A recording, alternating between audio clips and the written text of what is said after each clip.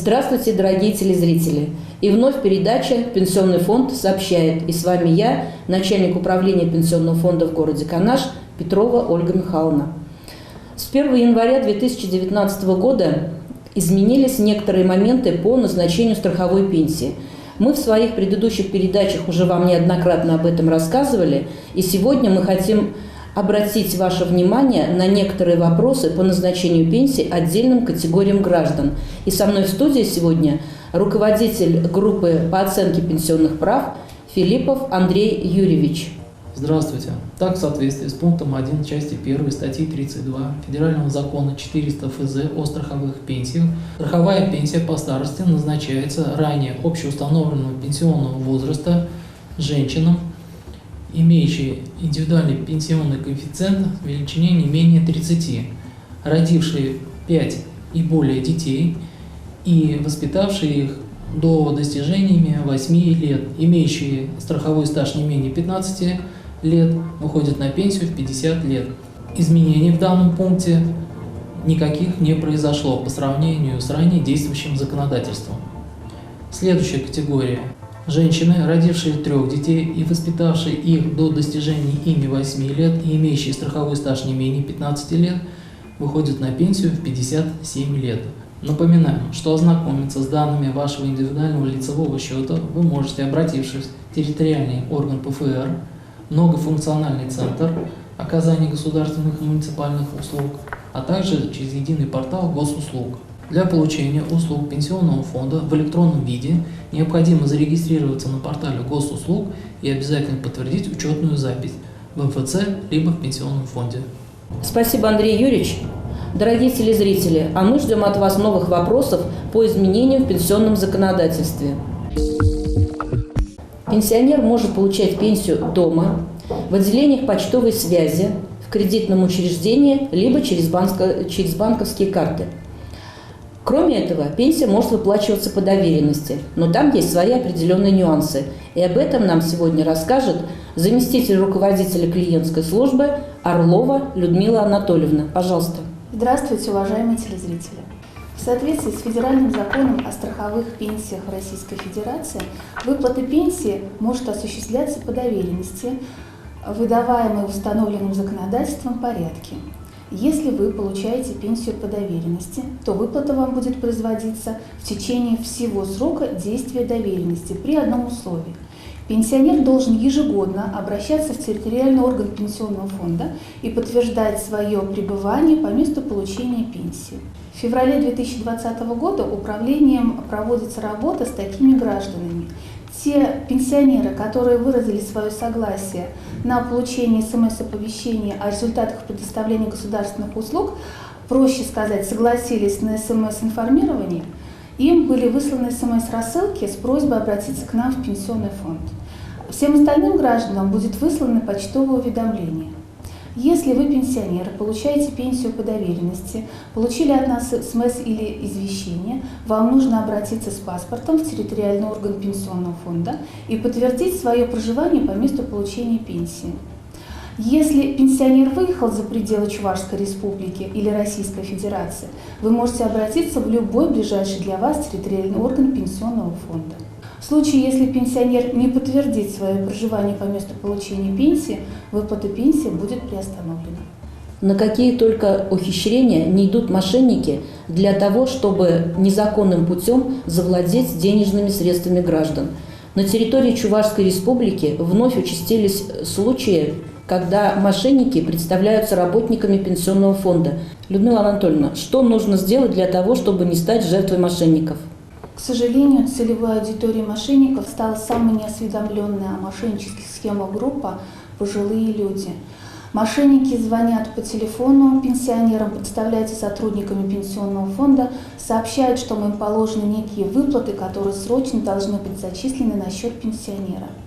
Просят предоставить персональные данные пенсионера, а также назвать реквизиты банковских карт и коды. Несмотря на то, что банки и кредитные организации распространяют информацию о мошеннических схемах, пенсионеры все равно идут на поводу у мошенников. Наверное, сказывается то, что мошенники очень хорошо умеют убеждать, а также сообщают информацию, что немедленно поступят средства на счета пенсионеров. Хочется напомнить, что сотрудники пенсионного фонда выезжают на дом к пожилым людям только по личным заявкам пенсионера. Мы не делаем опросы на улицах, не звоним пожилым людям и не просим назвать их персональные данные, не сообщаем о неожиданных выплатах и не просим назвать реквизиты банковских карт. Всю интересующую информацию о новом пенсионном законодательстве, телефоны колл-центров, адреса ближайших территориальных органов пенсионного фонда, графики их работы вы можете получить на официальном сайте пенсионного фонда pfrf.ru, а также в колл-центре отделения пенсионного фонда по Чувашской республике по телефонам 8 8352 64 91 14, 8 8352 2 12 31. По телефонам горячей линии вы можете получить информацию о размере вашей пенсии, причитающихся выплатах или графике доставки пенсии. Для этого вам нужно назвать кодовое слово. Что может быть кодовым словом? Фамилия вашей матери, кличка домашнего питомца или любимое блюдо. Вы можете выбрать любое. Заявление о выборе кодового слова вы можете подать в любой территориальный орган пенсионного фонда. Вопрос о мошеннических действиях, а также по выбору кодового слова касается не только пенсионеров, но всех граждан любого возраста. 2020 год начался с приятных моментов. С 1 января 2020 года были увеличены размеры страховых пенсий на 6,6%. Сумма материнского капитала увеличена до 466 617 рублей. С 1 февраля увеличена ежемесячная денежная выплата федеральным льготникам. Напомню, что к федеральным льготникам у нас относятся инвалиды, участники войны, семьи погибших, чернобыльцы, жители блокадного Ленинграда, инвалиды 1, 2, 3 группы и дети-инвалиды. Также увеличено с 1 февраля пособие на погребение. Его сумма составляет 6124 рубля 86 копеек. С 1 апреля текущего года ожидаем повышения социальных пенсий. В рамках реализации национального проекта «Цифровая экономика» с 1 января 2020 года вводится новый документ – электронная трудовая книжка или введение трудовой деятельности в электронном варианте. Хочу еще раз напомнить, что необходимо сделать работодателю в своих организациях. В первую очередь работодатель должен привести в соответствии с законодательством свои локальные внутренние документы и акты. До 30 июня под роспись выдать уведомление своим работникам о том, что работник должен выбрать ведение трудовой книжки либо на бумажном носителе, либо в электронном варианте. До 31 декабря 2020 года работодатель должен собрать эти заявления.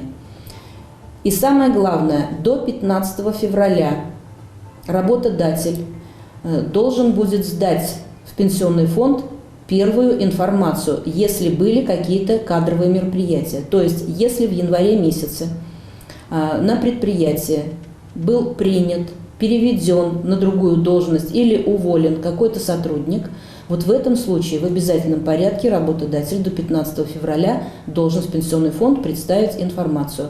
Но для того, чтобы представить информацию в пенсионный фонд по тем каналам связи, по которым сдается отчетность в пенсионный фонд, это форма СЗВ, стаж и другие отчеты, необходимо направить заявление на подключение страхователя к электронному документу ПФР.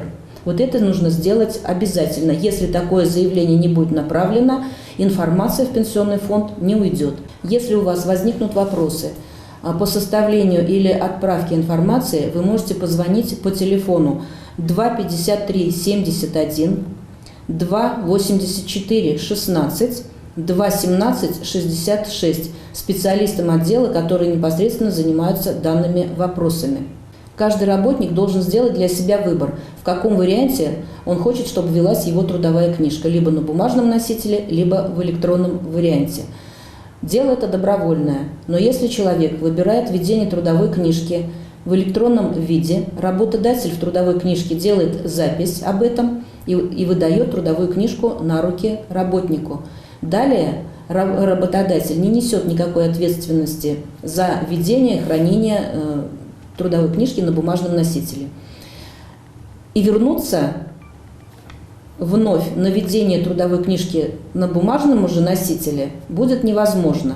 Если работник выбирает ведение трудовой книжки на бумажном носителе, он в любой момент в последующие годы, в 2020, в 2021 году, в любое время может написать заявление и выбрать вариант ведения трудовой книжки в электронном виде. В 2020 году заявления должны быть поданы до 31 декабря, как я уже говорила, но могут оказаться такие работники, которые находятся в длительной командировке, находятся в отпуске по уходу за ребенком, и они не смогли подать заявление до 31 декабря. Они смогут это сделать в следующем 2021 году. Начиная с января 2021 года работодатель для впервые принятых на работу трудовые книжки будет вести только в электронном виде. На бумажном носителе таким гражданам трудовые книжки заводиться не будут. Я считаю, что это мероприятие, оно очень важное и ответственное, как для самого работника, так и для работодателя. Сегодня в Пенсионном фонде города Канаша состоялось совещание руководителей и кадровых служб предприятий и учреждений города. Специалистами нам было разъяснено суть закона о электронных трудовых книжках. Очень доходчиво, доступно специалисты объяснили, какие могут быть возникнуть сложности, как все это нужно правильно оформить. Действительно, закон, он долго обсуждался, он вводился не сразу. И закон очень продуман, потому что введение этого закона постепенно будет внедряться в нашу жизнь. И преимущество, конечно, здесь безусловно. Во-первых, то, что это ни один трудовой год, трудовой стаж не потеряется, то есть все будет зафиксировано в электронном виде. И второе, это, конечно, трудозатраты на оформление трудовых книжек, конечно, они будут снижены. В век цифровых технологий этот закон своевременный, и мы будем его исполнять.